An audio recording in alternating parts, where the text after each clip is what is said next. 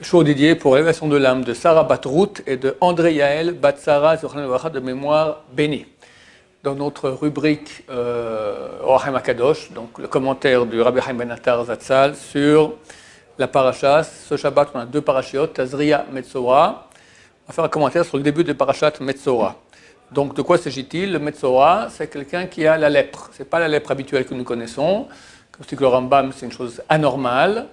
Quelqu'un qui parle à la Shonara, il reçoit donc sur lui d'abord dans sa maison des taches comme ça. S'il ne fait pas de chouva, ça vient sur les habits en peau, tels que les chaussures, et les manteaux en peau, etc. S'il ne fait pas de chouva, ça vient sur les habits plus proches, en tissu.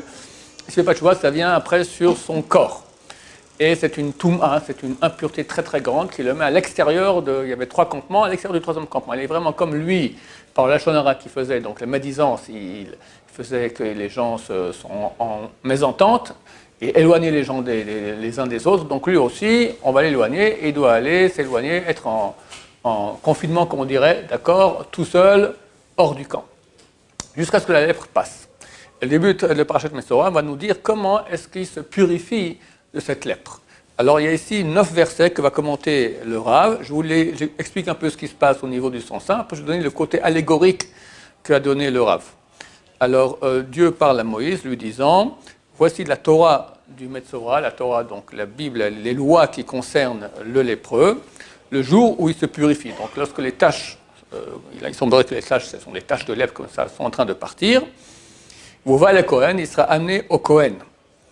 Via ça, le Kohen sort, parce qu'en fait, il est hors des 3 campements, il ne peut pas rentrer dans le campement, donc il veut aller vers le Kohen, et le Kohen sort vers lui, et Mouchous Amachane hors du campement, et le Kohen va voir qu'effectivement, il voit que les taches de lèpre se sont résorbées, c'est fini, il est guéri. Bon, ça ne suffit pas, il est impur, il faut maintenant faire tout un processus de purification.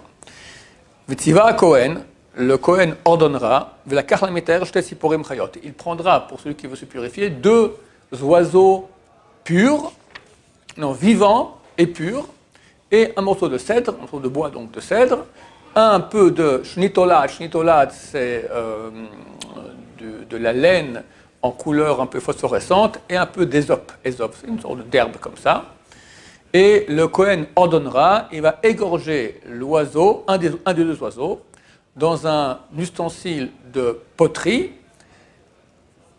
avec de l'eau vivante. L'eau vivante, c'est de l'eau qui provient d'une source. Donc avec l'ustensile de poterie, on prend de l'eau vivante et le Kohen, il égorge un des 2 oiseaux, le sang tombe dans l'eau qui est dans cet ustensile et il prendra ensuite l'oiseau vivant avec les 3 choses qu'on a citées, donc le morceau de cèdre, l'ésope et la laine un peu phosphorescente, et avec l'oiseau, il trempe tout cela dans l'eau vivante et il asperge avec cela 7 fois sur le lépreux.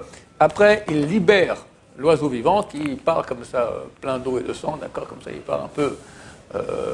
C'est pas le sujet, mais on dit pour montrer comment une personne par la Shonara, elle parle comme ça, la vie est belle, d'accord, elle ne se rend pas compte qu'elle est pleine de sang, d'accord, pleine de sang qui sort de sa bouche. Ensuite, le lépreux va se tremper au mikvé, il trempe aussi ses habits au mikvé et il rase tous les poils qu'il a sur son corps, tous les cheveux, la barbe, tout ce qu'il y a, il doit le raser. Et il peut rentrer dans le campement d'Israël, mais il ne peut pas encore rentrer dans sa tente. Il doit rester 7 jours à l'extérieur de sa tente. Le 7e jour, de nouveau, il se rase complètement.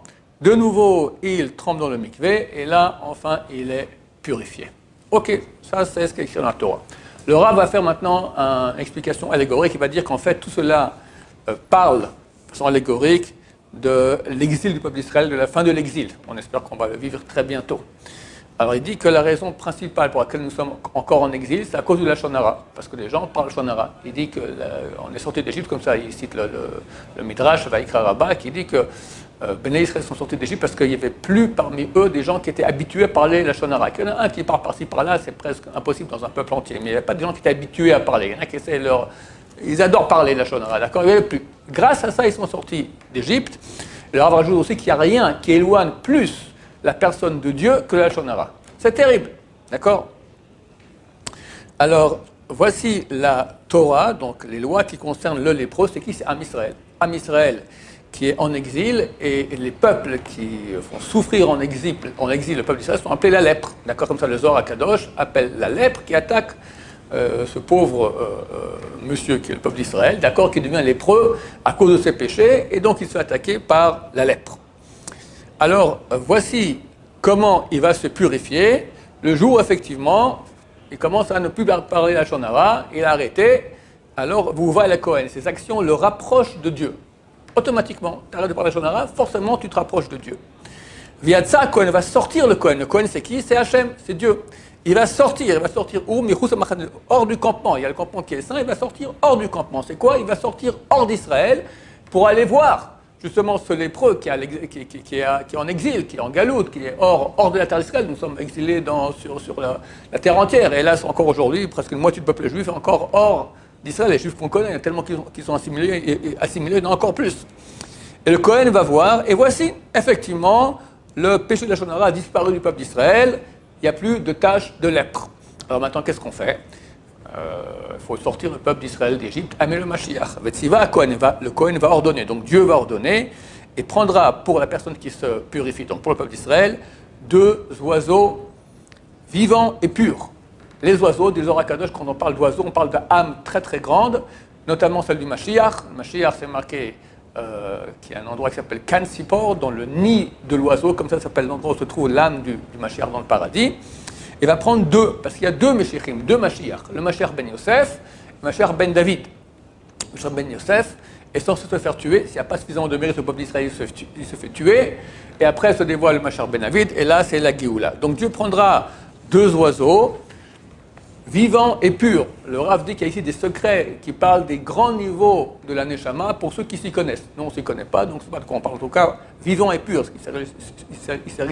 Il s'agit sûrement de très haut niveau de Neshama. On parle de Neshama du Mashiach. Et prendra aussi le morceau de cèdre avec le shnitolat, c'est cette laine qui est un peu phosphorescente, et de l'hysope. Ça correspond aux 3 patriarches. Le cèdre, c'est Abraham, qui était appelé le cèdre parmi les grands, d'accord, c'était comme un cèdre du Liban, énorme, Abraham Avinu. Shnitola, ça correspond à Yaakov, qui est appelé Tolat Yaakov, le ver Yaakov, comme ça il est appelé dans le Navi, dans le prophète. L'hysope, qui correspond à Yitzhak, qui correspond à la rigueur divine. Il prend les 3 aussi, parce qu'il faut le mérite de ces 3 plus le Mashiach. Vetiva HaKohen, et va ordonner le Kohen, Veshachat et Tatsipor Ha'echat. Il va égorger un des 2 oiseaux. C'est le Mashiach ben Yosef, qui, si on n'a pas de mérite, il est tué sur les ordres de Dieu. Parce qu'il faut qu'il y ait ce mérite-là par le fait qu'il meurt. Ça fait une grande expiation au peuple d'Israël. Et comment il égorge? El kli cheres al maim chaim, qu'on est dans un ustensile de poterie sur de l'eau vivante.